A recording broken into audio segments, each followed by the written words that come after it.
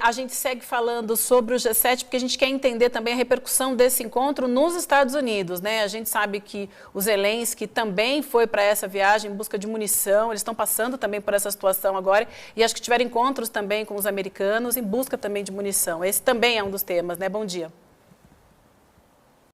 Bom dia, Vivi. Bom dia a todos. Acho que o Jamil já deu aí um panorama bem assertivo, muito preciso aí de tudo que aconteceu e da saída do Zelensky para esse encontro do G7. O Lula falou aí que também não aprecia a maneira que o Biden fez o seu discurso, os seus pronunciamentos em relação à Ucrânia no G7.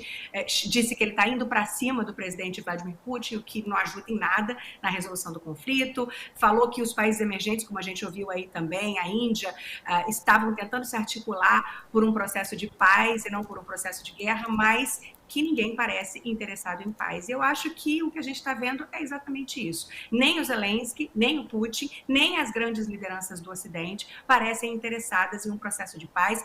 Pode ser porque não acreditam num processo de paz como algo efetivo, isso historicamente é real, e também pode ser porque tem muito dinheiro envolvido, muitos interesses envolvidos nesse processo e nessa guerra que já dura 14 meses, né? Uma coisa que a gente vê também é uma mudança no discurso, não só do Lula, que eu acho curioso isso, né? Que às vezes a imprensa fica, o Lula mudou o discurso, o Lula está se alinhando com a Rússia. A gente vê uma mudança de discurso muito importante do Biden, que estava aí muito relutante em fornecer caças, jatos que aumentam o poderio aéreo da Ucrânia nessa guerra e concordou, anunciou que vai fornecer F-16 para a Ucrânia.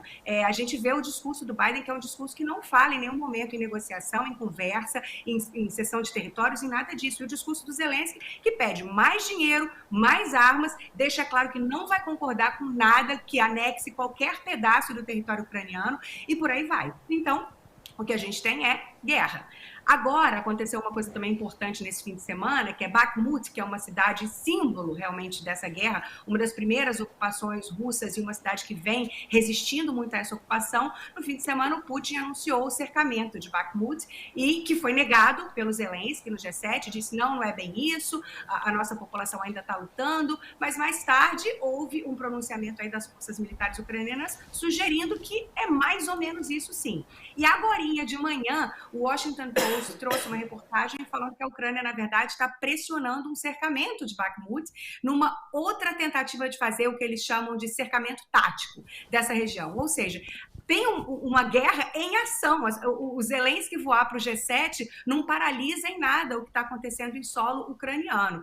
As forças ucranianas estão muito reduzidas nessa região e a gente vai aguardar aí o que vai acontecer em campo, em guerra. No campo diplomático, a fala do Zelensky, eu acho que as pessoas, eu acho surreal ver as pessoas ainda falando Lula não realizando essa reunião se alinha com a Rússia. O Zelensky não ir na reunião, a gente não sabe o que aconteceu, normal, tem lá lideranças do mundo inteiro com quem ele tem que se encontrar, imprevistos acontecem, ele pode não ter comparecido, como o Lula falou, porque chegou atrasado, teve um problema de agenda, mas foi uma reunião que ele pediu e depois ele tem uma fala debochada em relação ao presidente Lula. Isso indica claramente que ele não está interessado nas propostas do presidente Lula de prosseguir com uma tentativa de conversa, com uma tentativa de negociação. Isso não tem nada a ver com alinhamento com a Rússia, gente.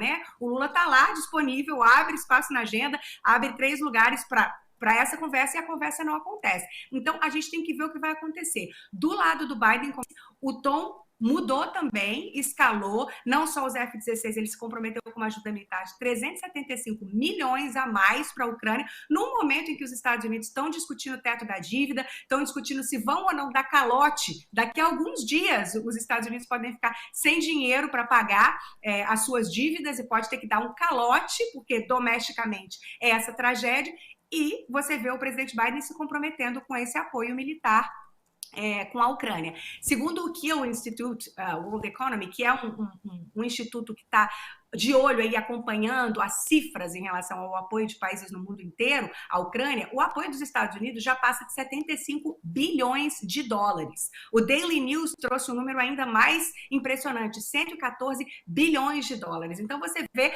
o comprometimento dos Estados Unidos e um comprometimento que nesse fim de semana ficou ainda mais claro e ainda mais intenso, digamos assim, Vivi.